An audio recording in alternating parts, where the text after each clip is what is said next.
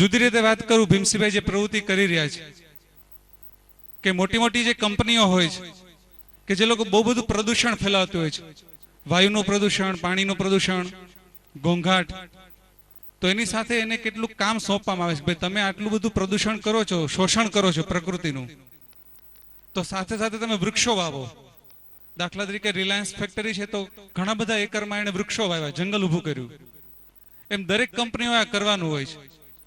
જેમ કંપનીઓ માટે એક લેખિત એમના માટે કાયદો છે, પણ આવો કોઈ કાયદો શાળા માટે બનતો નથી કે ભાઈ તમે કેટલા બધા બાળકો પાસેથી એટલી ફી લ્યો છો, કેટલું બધું કમાવ છો, તો એવું પણ કંઈક કરો ને કે જે ભણી નથી શકતા ને ભણવું છે એના માટે નાનકડું કંઈક તો કરો નિઃશુલ્ક. તો આવી બહુ ઓછી શાળાઓ હોય છે કે જે એમના સંચાલકોને આવા વિચાર આવતા હોય છે. આપણા વિસ્તારમાં ભાણવડમાં આપણું સદભાગ્ય છે કે આવો એક સદભાવ, આવો એક સ્નેહભાવ એ ભીમસિંહભાઈને આવ્યો છે અને એના પરિણામે ખરેખર જ જે લોકો ગરીબ છે એવા ગરીબ બાળકો નિઃશુલ્ક શિક્ષણ મેળવી રહ્યા છે.